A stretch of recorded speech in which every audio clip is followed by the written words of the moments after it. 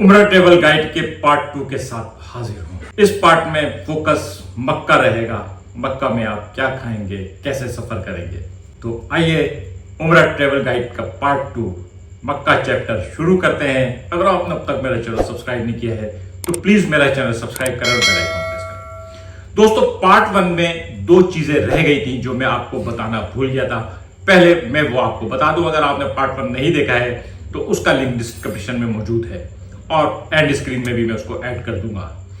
तो एक चीज यहां पे जाने से पहले आप अपने मोबाइल में और आपके घर के आसपास जितने वो लोग हैं जिनसे आपको फ्रीक्वेंटली राब्ता करना है और खासतौर पे वीडियो कॉल पे बात करनी है, उन सबसे कहिएगा अपने मोबाइल में IMO या बॉटिम ऐप इंस्टॉल कर लें, क्योंकि सऊदी अरब में व्हाट्सएप पे ऑडियो वीडियो कॉल जो है वो बैंड है और VPN लगा के व्हाट्सएप के जरिए ऑडियो वीडियो कॉल करना थोड़ा सा रिस्की होता है।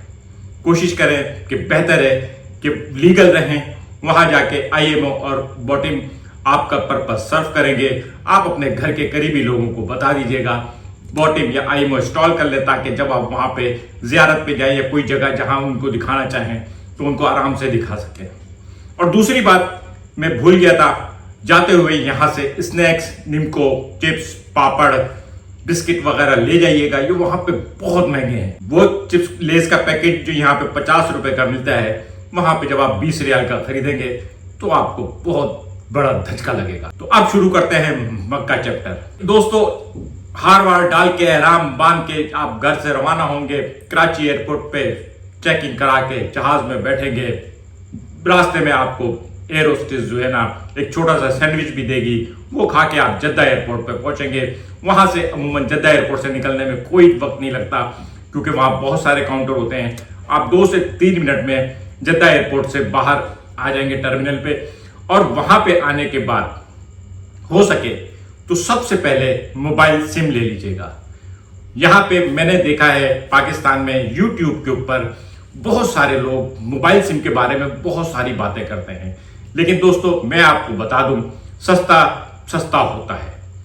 लोग कहेंगे आपको वहां पे 30 और 40 रियाल की सिम मिल जाएगी, ऐसे मिल जाएगी, वैसे मिल जाएगी, मिल जाती है। इवन के वो 70 रियाल वाली सिम आपको 30 रियाल वाली कह के पकड़ा देगा। आप बिल्कुल भी ये बात नहीं बात याद रखिएगा कि वहां पे दुकानदार हमारे दुकानदारों से भी 2 हाथ आगे होंगे।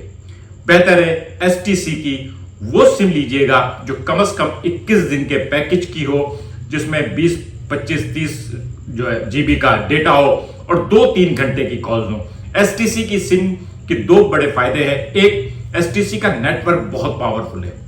इवन के मक्का और मदीना के रास्ते में 300-400 किलोमीटर दूर, जहां पे कुछ भी नहीं मीलों दूर है, वहां पे भी उनका नेटवर्क इतना पावरफुल होता है कि आप बड़े इत्मीनान से घर पे वीडियो कॉल कर सकेंगे।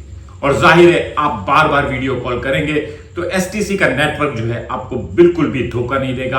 आपको बिल्कुल ऐसा फील होगा जैसे आप घर के 40 MB के वाईफाई पैकेज के ऊपर मोबाइल यूज कर रहे हैं। और दूसरी बात यह कि इसकी सर्विस बहुत अच्छी है।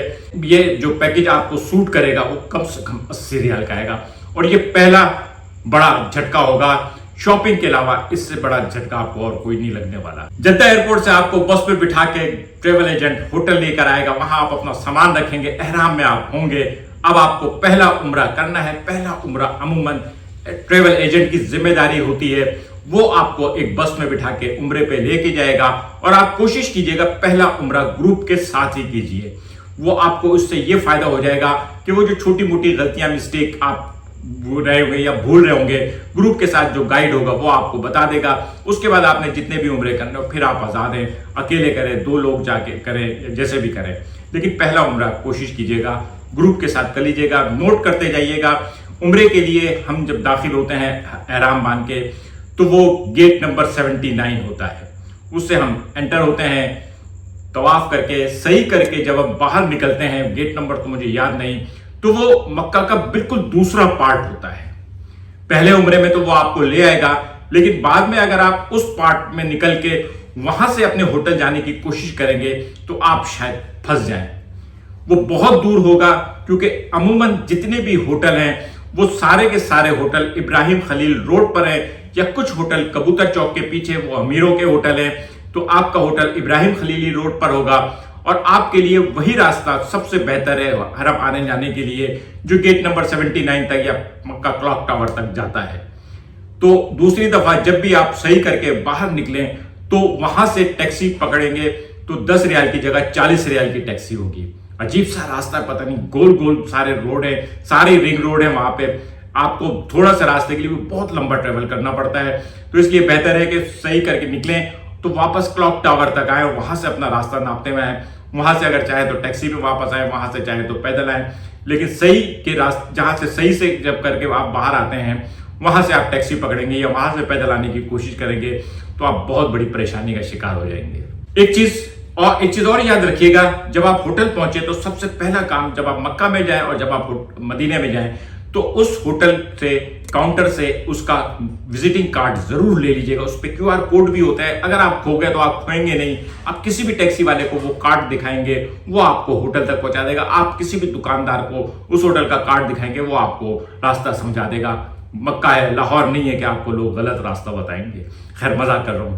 तो दोस्तों, उम्रा आप करते रहेंगे, जाते रहेंगे, आते रहेंगे। यहां पे मैं आप लोगों को उम्र इस हवाले से, रास्ते के हवाले से एक और बात बताऊं कि जिस भी होटल में रुकेंगे, अगर वो होटल हरम से दूर है तो उस होटल की शटल जरूर होगी। आप होटल वाले से पता कर लीजिएगा टाइमिंग, वो आपको शटल सर्विस मिलेगी। शटल जाने की और शटल आने की दोनों शटल सर्विस मिलती है, मक्का और मदीना दोनों जगह। लेकिन मेरा आपको मशवरा होगा, अगर 500 मीटर 1 किलोमीटर 1.5 किलोमीटर का रास्ता है, 20-25 मिनट की वॉक है, तो शटल ना लीजिएगा, पैदल जाइएगा। इब्राहिम खलीली रोड पर पैदल चलना भी एक बहुत मजे का काम है। आप यकीन करें, आप भूल जाएंगे, आपको बहुत मजा आएगा। अगर आप पे चलने की ताकत है तो शटल के बजाय पैदल जाइएगा हरम तक, और अगर शटल पकड़नी है तो शटल पकड़ लीजिएगा। उसके अलावा टैक्सी चल रही होती है, वो चलते हुए रोक के आपको बिठा लेंगे, 3-4-5 रियाल में वो आपको हरम तक छोड़ देंगे। वापसी में शायद थोड़ा ज्यादा ले लेंगे, क्योंकि जाते हुए सवारी के तौर पर, जिस तरह हमारे कराची में चिंची चलती है ना, लोग बैठते रहते हैं, सऊदी अरब में इब्राहिम खलीली रोड पे इसी तरह से टैक्सी चलती रहती हैं, आती और जाती रहती हैं, उस एक एक सवारी बिठाती रहती हैं। मैंने आपसे असल में कहा था कि मक्का में जो आपको सबसे अहम चीज होगी वो है 3 वक्त का खाना खाना है। और मैंने आपको बताया था कि 3 वक्त के खाने के लिए मैं आपको बताऊंगा 3 रियाल से लेकर 300 रियाल तक का खाना। अब ये मेरी जिम्मेदारी बनती है कि मैं आपको बताऊं। 3 रियाल में आपको अंडा पराठा मिल जाएगा नाश्ते में, 1 रियाल का पराठा मिल जाएगा, 2 रियाल का अंडा मिल जाएगा, और ये ठीक ठाक होगा एक आदमी के लिए। एक आदमी के लिए ये अंडा पराठा जो है ना काफी होगा। वो लोग जो बहुत सारा खाना खाते हैं वो अपने हिसाब से कैलकुलेट कर ले। आम आदमी जिनकी कैलकुलेशन होती है, जिस तरह से तकरीबन 50 आदमियों का खाना बताते हैं ना हम, तो इस हिसाब से मैं बता रहा हूँ कि 1 अंडा पराठा काफी होगा। चाय वहां पे 2 रियाल की मिलेगी आपको, तकरीबन 3 रियाल की मिलेगी। 2 रियाल या 3 रियाल की चाय होगी, चाय अलग से है। नाश्ता जो है आपको 3 रियाल में मिल जाएगा, लेकिन नाश्ता बहुत जल्दी मिलेगा। 8 बजे तक मेरे ख्याल में नाश्ता खत्म हो जाता है। 9 बजे के बाद आपको नाश्ता नहीं मिलेगा, इस बात को याद रखिएगा। 9 बजे के बाद आप सालन पे आ जाएंगे। दोपहर और रात का खाना जो है, अगर आपके पैकेज में नहीं, और अमूमन पैकेज में नहीं होता, आपने खुद खाना है, तो सऊदी अरब में मक्का में और मदीना में खाने का एक ही स्टैंडर्ड है। वहां 3 कैटेगरी के सालन होते हैं। हमारे यहाँ एक लंबा चौड़ा मेनू कार्ड नहीं होता, दाल माश, दाल चना, कोरमा, भिंडी सालन, आलू गोश्त।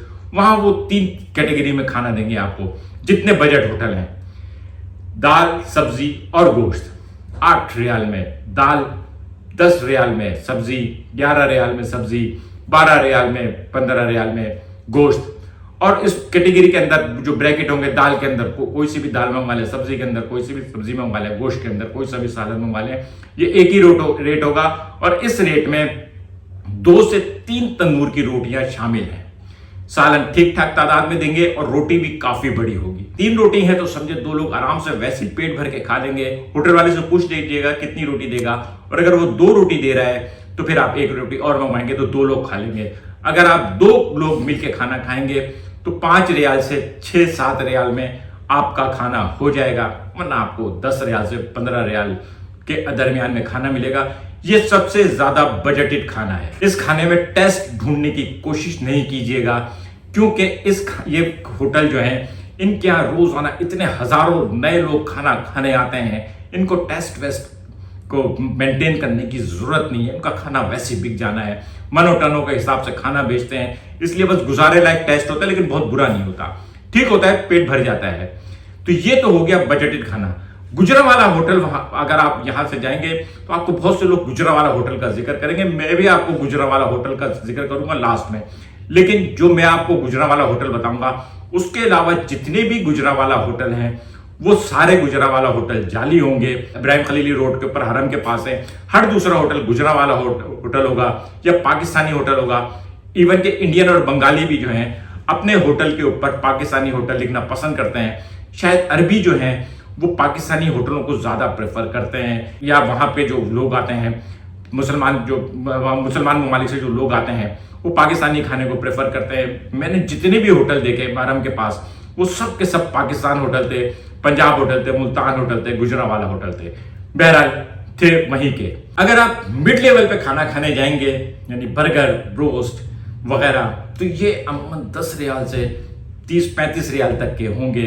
10 रियाल का भी बर्गर मिल जाएगा, ऐसे ही होगा जैसे होता है फारिग सा। अमूमन 15 से 20 रियाल का बर्गर आपको अच्छा मिल जाएगा।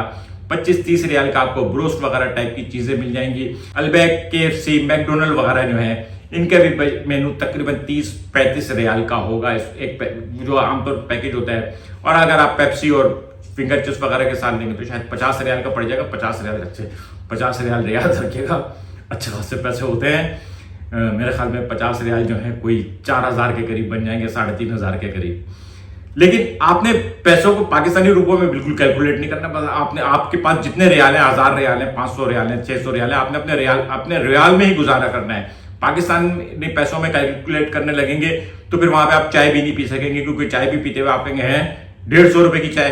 तो ऐसा नहीं कीजिएगा, रियाल में ही खर्चा कीजिएगा।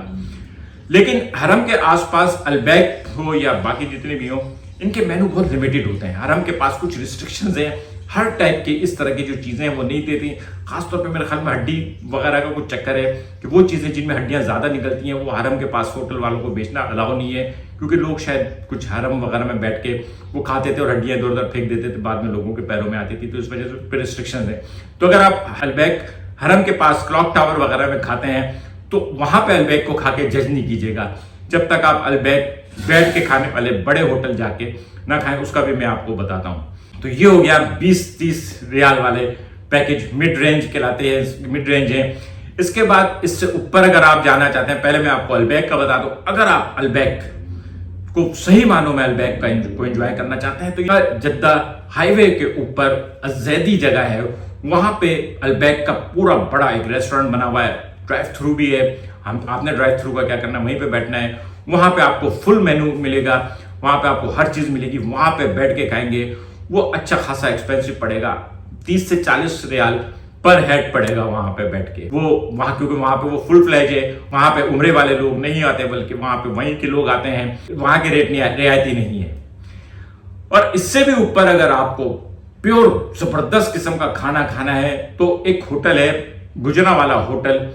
ये इब्राहिम खलीली रोड पे अल काकिया जगह है, वहां पर है। इसकी तस्वीर भी मैं दिखा रहा हूं, ये मोनोग्राम आप याद रखिएगा। यहाँ पे आपको बेहतरीन, मेरे ख्याल में मक्का में इससे ज्यादा मजे का खाना नहीं मिलता। महंगा भी थोड़ा होता है। यहाँ पे दाल चावल से लेके आपको मटन कढ़ाई, चिकन कढ़ाई और बारबेक्यू वगैरह हर चीज मिलेगी। यहाँ पे बकरे के कबाब जो है ना, बकरे के सीख कबाब बहुत लाजवाब है, ट्राई कीजिएगा। लेकिन ट्राई करने से पहले याद रखिएगा, यहाँ पे 2 लोगों का खाना तकरीबन 200 से 300 रियाल का बैठेगा। अब आपकी चॉइस है, मैंने आपको 3 रियाल से लेके 200-300 रियाल तक के खाने बता दिए हैं। चाय मैंने आपको बता दी है 2-3 रियाल की मिलेगी। लेकिन टिम हॉर्टन की कॉफी अगर आप अफोर्ड कर सकते हैं तो वो जरूर टेस्ट कर लीजिएगा। 25-30 रियाल की होती है, 25-30 रियाल की एक कॉफी है। लेकिन मेरे ख्याल में मैं आपको कहूंगा, अगर आपके पास पैसे हो, टिम हॉर्टन और डंकन डोनट्स की जो फ्रेंचाइज है वो आपको जगह जगह मिल जाएंगी। और लबन भी एक दफा ट्राई कर लीजिएगा। अब मैं आपको थोड़ा सा जो है ना सफर के बारे में एक गाइडेंस दे दूं। मक्का के अंदर आप इब्राहिम खलीली रोड पर हैं। इब्राहिम खलीली रोड से आपकी जो अप डाउन है वो हरम तक जाना और आना होगा, जिसके लिए आप आजाद हैं। आप पैदल भी जा सकते हैं, कोई प्रॉब्लम नहीं है। 2 किलोमीटर भी चलना इतना बड़ा मसला नहीं, और आपको बिल्कुल भी फील नहीं होगा। और वो चलना जो है ना बहुत मजेदार होगा। आप दुकानें वगैरह देखते हुए, चीजें देखते हुए, पूछते हुए जाएंगे। कोई चीज खरीदनी हो तो बार्गेनिंग लाजमी करनी है। टैक्सी रोकेंगे तो बार्गेनिंग लाजमी करनी है। टैक्सी वाला अगर 40 रियाल मांग रहा है तो आपने टैक्सी वाले को 10 रियाल ही बोलना है। डरिएगा नहीं, आधे से भी कम बोलिएगा ताकि वो आधे पे राजी हो। वहां पे हर चीज बढ़ा चढ़ा के बयान करना जरूरी है। वहां पे मक्का में दो जियारतों के दो पार्ट हैं। एक वो जियारतें हैं जो हरम के पास ही हैं, अपने नबी सल्लल्लाहु अलैहि वसल्लम का घर, उसके अलावा मस्जिद जिन वगैरह, वो तो आप पैदल ही देख लेंगे। लेकिन वो जियारतें जो गारे हिरा, वो हजरत आदम अलैहिस्सलाम के जो दुआ की जगह है, मैदान अरफात है, वो जो शैतान है जमरात वो जगह है, वो काफी दूर है। तो उसके लिए तो आप ग्रुप के डिपेंडेंट रहिएगा कि ग्रुप के साथ ही जाएंगे, क्योंकि अगर आप खुद से जाने की कोशिश करेंगे तो उसके लिए आपको टैक्सी वाला ठीक ठाक पैसे ले लेगा, वो बहुत दूर है। और बाकी जो जियारतें हैं जो हरम के पास हैं वो आप पैदल कर लेंगे। और मस्जिद आयशा जाने के लिए जब भी आपको उम्रा करना होगा, आपको मस्जिद आयशा जाना होगा, उसका सबसे आसान तरीका मेरे ख्याल में ये है कि आप वॉक करते हुए कबूतर चौक तक जाएं। कबूतर चौक पे आपको टैक्सी मिल जाएगी। अगर 4 लोग बैठते हैं तो आमतौर पर 5 रियाल लेते हैं, 6 रियाल लेते हैं। वो बात करते हैं, वहां पे हर चीज में बार्गेनिंग है, आपको 5 रियाल में बिठा ही लेगा वो। अप डाउन में और बाजू का ज्यादातर वो अप डाउन कर लेते हैं। 10 रियाल में कहेगा मैं इंतजार कर लूंगा चारों को, कुछ 4 अजनबी भी हो तो ठीक है, आप ग्रुप में भी हो। मैंने वहां पे मस्जिद आयशा का अप डाउन अकेले जो है वो 30 रियाल में किया था, मिल जाती है टैक्सी। लेकिन सबसे बेस्ट तरीका यही होगा कि आप कबूतर चौक तक जाए, क्योंकि आपको मस्जिद आयशा बार बार जाना होगा। और बहुत सारे लोग जो हैं एहराम बांधने के लिए मस्जिद जुराना जाना पसंद करते हैं। मस्जिद जुराना के जो फेयर है वो थोड़ा ज्यादा होगा, वो 60-70 रियाल लेगा। वो आपकी चॉइस है, जो आप जाना चाहें। मस्जिद आयशा लोगों में बहुत कॉमन है, वहां पे जिससे भी पूछेंगे वो मस्जिद आयशा का जिक्र करेगा, वो आपको मिल जाएगी। मैंने पूरी कोशिश की है दोस्तों आप लोगों को मक्का के अंदर हर तरह से रहने की। देखिए शॉपिंग आपकी अपनी है, मैं शॉपिंग के लिए आपको क्या मशवरा दूं, आपको क्या चीज लेनी है और क्या चीज नहीं लेनी, ये आपकी अपनी चॉइस है। मैं आपको वो एसेंशियल चीजें बताता जा रहा हूं जो आपने करनी है। आपने खाना खाना है, आपने वहां पे टैक्सी में सफर करना है, ये 2 काम आपने करने हैं। तीसरा अहम काम है आपको, आप वहां पे ज़ियारत देखने जाएंगे। मैंने आपको इन तीनों अहम एस्पेक्ट से आगाह किया है। मेरी पूरी कोशिश ये है कि आपको हर तरह से पता हो कि आप क्या कर सकते हैं। आप वहां पे 5 रियाल का भी खाना खा सकते हैं और आप 500 रियाल का भी खाना खा सकते हैं। चॉइस आपकी है, बजट आपका है, टेस्ट आपका है कि आप कैसे गुजारा करना चाहते हैं।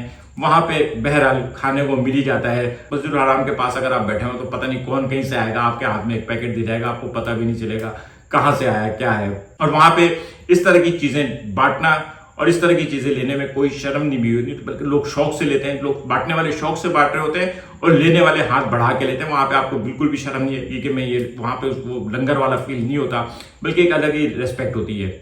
आज का व्लॉग कैसा लगा कमेंट करके बताइएगा। मिलेंगे इसके अगले पार्ट के साथ। शुक्रिया।